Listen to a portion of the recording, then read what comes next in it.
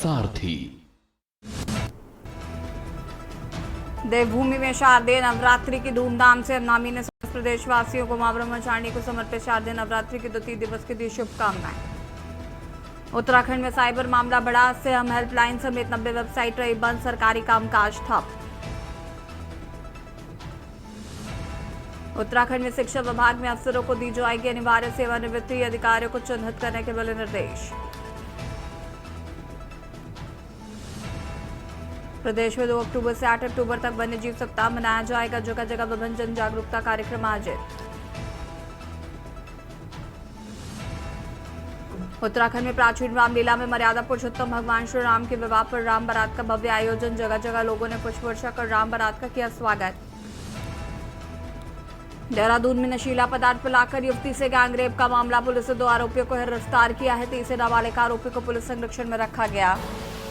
आप देख रहे हैं के न्यूज, खबरों का सारथी। नमस्कार, खबर उत्तराखंड में आप सभी का स्वागत है। बाहू आपके साथ है शुक्ला और देहरादून से खबर आपको बता देते हैं, जहां पर डीएम ने राजकीय चिकित्सालय का निरीक्षण किया।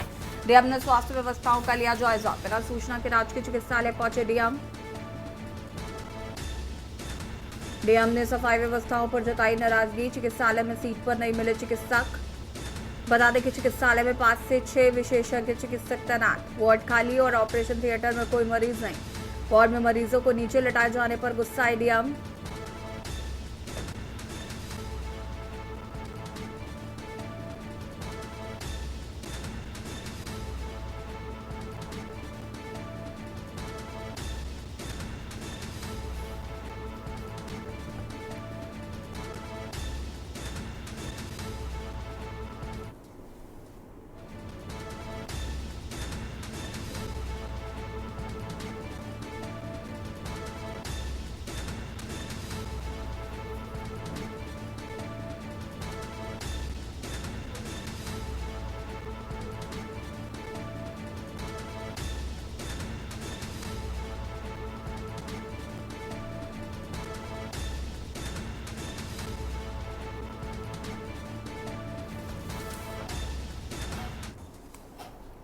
नैनीताल के टिफिन टॉप के आसपास पर्यटन गतिविधियां जल्द ही शुरू हो सकती हैं। नैनीताल संयुक्त मजिस्ट्रेट ने वन विभाग के साथ ही टिफिन टॉप का निरीक्षण किया है। निरीक्षण के बाद घुड़सवारी के लिए प्रतिबंधित क्षेत्र तक पर्यटकों को आने की अनुमति दी गई। नैनीताल के मुख्य टिफिन टॉप में खतरे वाले इलाके में प्रतिबंधित रहेगा, लेकिन अन्य इलाकों को धीरे धीरे खोल दिया जाएगा। आपको बता दें कि 2 माह पूर्व नैनीताल के टिफिन टॉप में बड़ा भूस्खलन हुआ था, जिसमें पहाड़ी का बड़ा हिस्सा गिर गया था। हालांकि इसके ट्रीटमेंट के लिए भी नैनीताल जिला प्रशासन डीपीआर तैयार कर सरकार को भेज रहा है।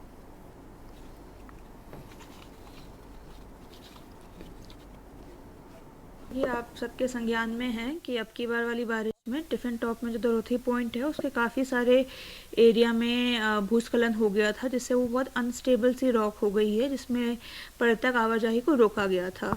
तो क्योंकि वो रोजगार का भी मामला है और टूरिस्ट को भी दिक्कत हो रही है, तो पुनः उसका बारिश के उपरांत उसका निरीक्षण किया गया। तो अभी भी वो एरिया स्टेबल नहीं है कि हम पर्यटकों को वहाँ पे जाना अलाउ कर सकें, पर उसके नीचे के जो पॉइंट है, जैसे लैंड्स एंड वाला पॉइंट है, जो भी एक बहुत अच्छा पर्यटकों के पॉइंट है और घोड़े से लोग जाना वहाँ पे प्रेफर करते हैं और घोड़ा चालकों की भी उधर से आमदनी होती है, वो स्टेबल पाया गया है। तो फिलहाल उसको खोलने की सहमति बनाई गई है। उसमें वन विभाग से भी बात की गई है कि अभी टेम्परेली उसको खोल दिया जाए, सिर्फ घोड़ा चालकों के द्वारा पर्यटक जाने हेतु। उसके बाद पीडब्ल्यूडी को बोला गया है कि जो ऊपर का जो टिफिन टॉप और दरोथी पॉइंट है उसको अच्छे से बैरिकेड कर दिया जाए, ताकि कोई पर्यटक गलती से उधर ना चला जाए और कोई ऐसी हादसा ना हो जाए। व्यापार सभा के शपथ ग्रहण समारोह में दी गई बयानबाजी पर निवर्तमान नगरपालिका यशपाल बनाम अध्यक्ष निधि सफाई का ने कहा कि हास्य के तौर पर कही थी बात। रिपोर्ट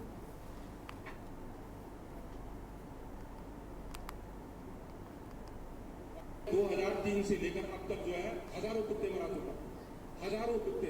वो लड़की का भी दसमाना जी के स्कूल में थी, मैडम मेरी मैसेज भी आई, बंटू जोशी की मैसेज आई, सब लोग आए, उसको हमने रेफर किया, लेकिन तब तक कुछ लोगों ने यशपाल विराम हिटलर शाही नहीं चलेगी, मुर्दाबाद मुर्दाबाद। अरे भाई खुद तो मिल पटेल ने जिसको काट दे सर, तो इस तरह की राजनीति है। फिर हुआ क्या कि कुत्ते सारे मेरे दुर्भाग्यपूर्ण है। ये 3 बार के एक नगर पालिका अध्यक्ष और 1 बार के विधायक, जिस पौड़ी की जनता ने एक शख्स को इस मुकाम पर पहुंचाया, वो पौड़ी की जनता के लिए कुत्ते सब का प्रयोग कर रहा है, काफ़ी निंदनीय है। आप उस पूरे वीडियो को अगर देखेंगे तो आप पाएंगे कि वो लगातार इस बात को कह रहे थे कि कुछ लोग उनको ज्ञापन देने आते हैं। तो आखिर वो ज्ञापन देने वाले लोग हैं कौन? उन्हें सार्वजनिक करना चाहिए। आप देखेंगे कि हमारे पौड़ी चिचा कांडई गाँव की महिलाएं, हमारे बुजुर्ग, हमारी मातृशक्ति, युवा शक्ति, विभिन्न पार्टियों के कार्यकर्ता, ये लोग नगर पालिका में ज्ञापन देने जाते हैं। और उन लोगों को अगर कोई नगर पालिका अध्यक्ष कुत्ते सब कहकर प्रयोग करे तो आप सोचिए उसकी मानसिकता किस स्तर की मानसिकता होगी। भी अगर हमने उनको मंच पे बुलाया तो किसी को ये पता नहीं होता कि आने क्या बयान देंगे, लेकिन हमने अपने ग्रुप में भी व्यापार सभा की तरफ से भी अगर किसी की व्यक्ति विशेष को कहीं से ठेस पहुंची हो तो उसको खेद प्रकट किया है कि अगर व्यापार सभा का कोई मंतव्य नहीं है किसी को भी किसी के मन को ठेस पहुंचाना, तो उसकी तो हम आलोचना करते ही है। देखिए, ये बात हम लोगों ने जब व्यापार सभा का शपथ ग्रहण समारोह चल रहा था, मंच जो संचालन कर रहे थे उन्होंने भी 2-3 बार कह चुके थे वो मंच से कि ये प्योर व्यापारियों का मंच है, ये राजनीतिक मंच नहीं है, यहाँ केवल गैर राजनीतिक ही बातें होंगी और केवल व्यापारियों और शहर के संबंध में बातें होंगी। देखिए, प्रत्यक्ष को मैंने कहा ना कि प्रमाण की कोई जरूरत नहीं है, और जो भी लोग उस ऑडिटोरियम में मौजूद थे उन लोगों ने मेरे भाषण पे लगातार तालियां वो बजा रहे थे जो मैंने पौड़ी के विकास की बात की है। मैंने कहा है ना कि कार्यपालिका, विधायिका और न्यायपालिका के बाद सबसे ज्यादा जिम्मेदारी जो है हमारी मीडिया की होती है, लेकिन कुछ मीडिया के लोग जो कि लगातार चुनाव नजदीक आते ही या शुरू से मेरे खिलाफत करते रहे हैं, उन्हीं के द्वारा इस तरह का एक षड्यंत्र रच के उसको रखा गया है। लेकिन जिन भी लोगों ने उस वीडियो को देखा है उन सबने कहा कि ऐसी कोई बात नहीं थी।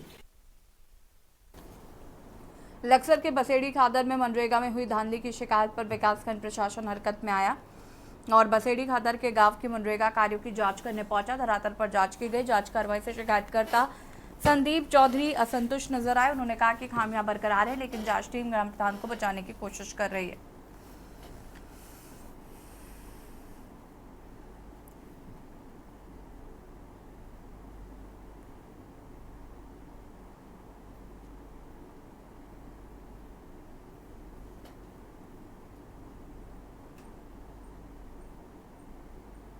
सैनी जी, मैं जांच पे सुबह 11 बजे गया था आज। इनकी जो शिकायत थी, मैं वहाँ पे गया देखने, लगभग 30 योजनाओं को मैंने देखा और 30 में से सीसी रोड कुछ छोड़ के बाकी सब गलत पाई गई, क्योंकि उनके मस्टोल अब जारी हो रहे हैं। वो पूर्व में उनके द्वारा बना दी गई थी, वो गलत है, अवैध है, उनकी वसूली की जाएगी और दंडात्मक कार्रवाई की जाएगी। ग्राम प्रधान का कार्य किसी और के द्वारा किया जा रहा है, ऐसा भी आरोप है। ऐसा आरोप है कि उसके भाई कमरुद्दीन द्वारा ग्राम प्रधान कार्य किया जा रहा है। फकरुद्दीन वहाँ पे ग्राम प्रधान है बलोक में, अभी का मैंने उसको देखा नहीं कभी, तो फिलहाल तो वही आ रहे हैं कमरुद्दीन जी। हमारे गांव में बीडीओ साहब अपनी टीम के साथ पहुंचे थे। उन्होंने जितनी जांच की, किसी जांच को जो भी जांच उन्होंने शिकायत की थी उससे मेरी शिकायतें सच पाई गई। कोई मजदूर वहाँ कम से कम 5-6 महीने से कोई कार्य नहीं कर रहा, जबकि लगातार काफी दिनों से मेरे गांव में 117 मजदूर दर्शाए गए हैं जो ग्राम सेवक, उसके द्वारा कोई काम नहीं हुआ। और इन्होंने सड़कें चेक करी तो सड़कें भी कोई सड़कें बनी हुई नहीं पाई गई, नई सड़कें। और तालाब की भूमि में भी जो मैंने 3 सड़कें बताई थी वो सड़कें इनके द्वारा पाई गई हैं। और मेरे यहाँ एक नाला का दर्शाया गया जिस पर कार्य प्रधान जी के द्वारा दिखाया गया, कोई प्रधान के द्वारा उसके नाले पर कार्य पैसे निकाल लिए गए, जबकि उसका कोई किसी प्रकार का कार्य उस पर स्टार्ट नहीं हुआ। मेरे द्वारा जो वीडियो साहब को शिकायत की थी, वीडियो साहब ने मुझे आश्वासन दिया कि प्रधान के खिलाफ 420 के फर्जी मामले में मैं उनके खिलाफ रिपोर्ट दर्ज कराऊंगा, मुकदमा दर्ज कराऊंगा। अब देखते हैं क्या रिपोर्ट करते हैं। अगर ये नहीं मानेंगे तो मुझे डीएम साहब से मिलना पड़े, चाहे ऊपर हाईकोर्ट जाना पड़े, चाहे कुछ करना पड़े। खबर सितारगंज से, जहां नगर में राम बारात धूमधाम के साथ निकाली गई। राम भक्त गाजे बाजे की धुन व भजनों पर चमकर थर के दौरान राम जी की निकली सवारी, राम जी की लीला है नारी जैसे भजन ने सभा बांधा। वहीं नगर वासियों ने राम बारात का जगह जगह पर जोरदार स्वागत किया।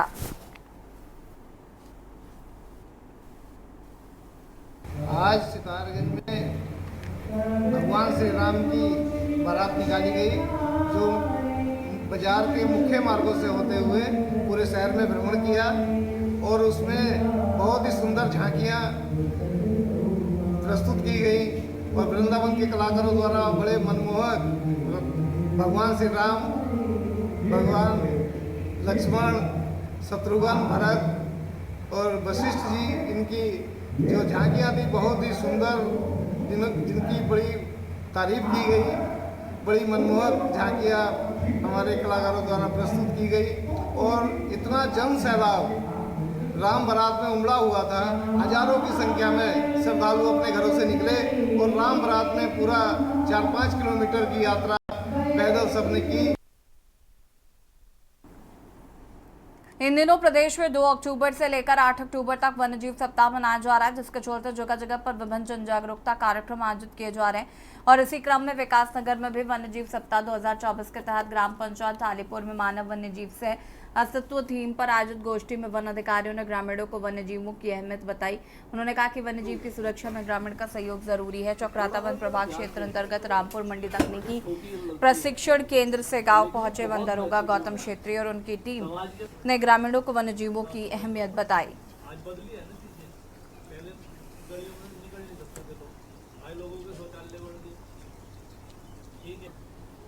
आज मीटिंग वन विभाग के कर्मचारियों के द्वारा एक जो ये ढालीपुर आश्रम वेटलैंड कंजर्वेशन रिजर्व फॉरेस्ट है, ये अब रामसर साइट बन चुका है, ऐतिहासिक साइट है। इसको किस तरीके से संरक्षित रखा जाए गांव वालों की जन सहभागिता के आधार पर, और जो गांव वालों के कुछ सुझाव हैं, विभाग ने की कुछ गाइडलाइंस हैं, वो लोगों के साथ साझा की गई है। और लोगों से भी अपेक्षा की गई है कि इस साइट पर जो भी हम नित्य दैनिक अपने कार्य करते हैं उसमें निरंतर अपना सहयोग प्रदान करेंगे और इस रामसर साइट को और अपने जो जीवन के अंदर जो ये महत्वपूर्ण स्थान रखता है वन्य जीव और वन, उसको समझेंगे। पहले तो आप लोगों को हार्दिक स्वागत कि आपने भी अपना समय दिया है। वन्यजीव सप्ताह 2024 के अंतर्गत ये वन्यजीव सप्ताह का जो हमने शुभारंभ करा है वो करा है ढालीपुर ग्राम के अंतर्गत। तो हम अपने विभाग की तरफ से, मैं अपनी पूरी टीम की तरफ से मोहम्मद खालिद जी का बड़ा शुक्रगुजार हूँ और बहुत आभार व्यक्त करता हूँ कि इन्होंने अपना और गाँववासियों को एकत्रित करके इस सप्ताह के अंतर्गत एक छोटी गोष्ठी का जो भी आयोजन हुआ उसमें सबने अपना छोटे समय में अपना समय, कीमती समय निकाल के हमको अपना समय दिया है। और यार रुकेंगे छोटे से ब्रेक के लिए, जो हाजिर होता है। ब्रेक के बाद एक बार फिर से आप सभी का स्वागत है। उत्तराखंड में बारिश रुकते ही चारधाम यात्रा रफ्तार पकड़ने लगी है। बीती 31 जुलाई को केदार घाटी में आई आपदा के बाद चिंता थी कि केदारनाथ की यात्रा कैसे पटरी पर आएगी, लेकिन अब पैदल रास्ते के साथ ही हाईवे सुचारू होने के बाद ही चिंता दूर हो गई है। बद्री केदार समिति के अध्यक्ष अजेंद्र राय ने कहा कि बारिश कम होने के साथ ही भारी संख्या में श्रद्धालु चारधाम यात्रा के लिए पहुंच रहे हैं। बद्री केदार समिति और सरकार के स्तर से जो तैयारी है उसे काम करने का काम पूरा कर लिया जाएगा। मानसून का असर थोड़ा कम हुआ तो जो हमारे चारधाम यात्रा है उसने तेजी पकड़ दी है और बड़ी संख्या में श्रद्धालु तीर्थयात्री हमारे धामों में पहुंच रहे हैं। बद्रीनाथ केदारनाथ मंदिर समिति के स्तर से और प्रदेश सरकार के स्तर से यात्री सुविधाओं को लेकर जो भी आवश्यक व्यवस्थाएं की जानी थी वो सुनिश्चित कर ली गई है और हमारे जो अधिकारी हैं विभिन्न विभागों के, जो विभिन्न यात्रा व्यवस्था से जुड़ी हुई एजेंसियां, उनके जो उच्चाधिकारी हैं लगातार मौके पर पहुंच रहे हैं। वहाँ जो भी व्यवस्थाएं सुनिश्चित की जानी है वो की जा रही है। प्रदेश के माननीय मुख्यमंत्री जी के स्तर से भी निरंतर यात्रा व्यवस्थाओं की मॉनिटरिंग की जा रही है और बीच बीच में जब कई बार वर्षा हो जा रही है उसके कारण से मार्ग बाधित हो रहे हैं तो तत्काल बाधित मार्गों को खोल दिया जा रहा है। और अन्य भी प्रयास है कि जो भी यात्री श्रद्धालु हमारे धामों में आ रहे हैं उनको किसी प्रकार की कोई कठिनाई न हो, इसके लिए निरंतर प्रयास किए जा रहे हैं। खबर देहरादून से, जहां पर रायपुर थाना देहरादून क्षेत्र में नशीला पदार्थ पिलाकर युवती से गैंगरेप का मामला सामने आया। मामले में 2 आरोपियों को गिरफ्तार किया गया है, जबकि तीसरे नाबालिग आरोपी को पुलिस संरक्षण में रखा गया। इस बीच केस दर्ज करने में देरी कर पीड़िता पक्ष के साथ पहुंची भीड़ ने रायपुर थाने का घेराव किया। आरोप है कि पुलिस ने तत्काल मामला दर्ज नहीं किया। हालांकि काफी हंगामे के बीच पुलिस ने मुकदमा दर्ज कर लिया है।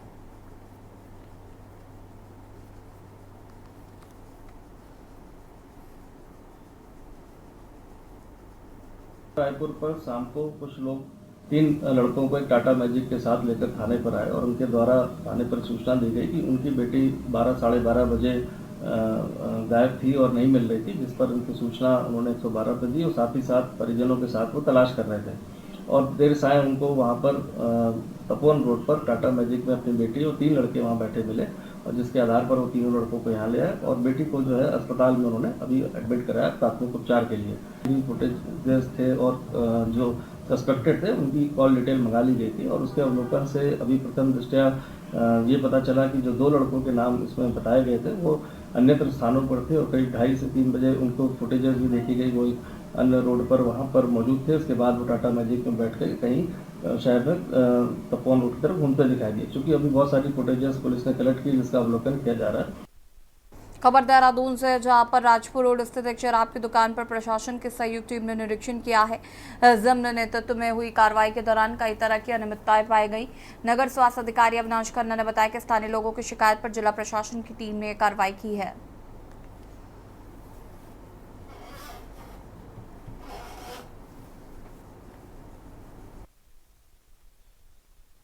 देखिए, ये एक जन शिकायत में जो है शिकायत प्राप्त हुई थी। ये राजपुर रोड स्थित ये एरिया है, यहाँ पर जो है एसडीएम मैडम के साथ जो है संयुक्त निरीक्षण किया गया, जिसमें पाया गया कि जो यहाँ पर जो ठेका है लाइसेंस धारी जो शराब की दुकान है, इनके द्वारा जो है गंदगी फैलाई जा रही है और सिंगल यूज़ प्लास्टिक का भी उपयोग किया जा रहा है।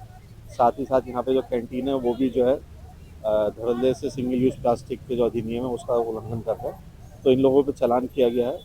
कुल जो है सिंगल यूज़ प्लास्टिक का इस्तेमाल करने पर जो है कैंटीन के मालिक का और गंदगी फेंकने पर 1-1 लाख रुपए का चालान किया गया है। साथ ही साथ जो ठेका है उस पे जो है उनका सिंगल यूज़ प्लास्टिक रखने पर जो है उनका भी 1 लाख रुपए का किया गया।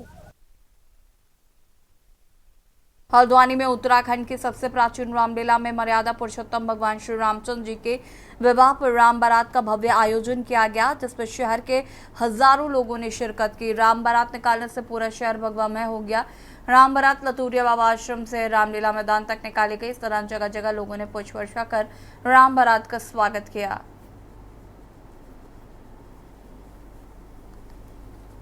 ऐसा उत्साह मैंने कभी नहीं देखा जो राम बारात को लेकर। कल हमारा मेहंदी का प्रोग्राम था, हजारों महिलाओं ने, हजारों युवाओं ने, हजारों महिलाएं उपस्थित थी और ऐसा कभी देखने को और आज हमारी प्रभु श्री राम जी की प्रार्थना।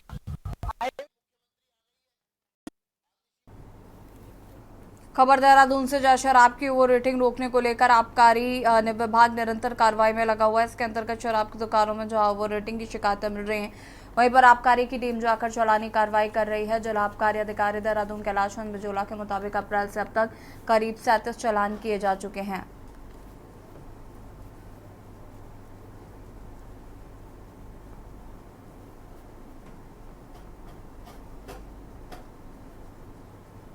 अभी तक अप्रैल से लेकर के अब तक ओवर रेट में 37 चालान किए गए हैं और करीब 20 लाख के आसपास जुर्माना वसूला गया है, 18 से 20 लाख के आसपास। सर, आने वाले टाइम पे किस तरह से ओवर रेटिंग पर लगाम लगाने के लिए क्या सोचा आप लोगों ने?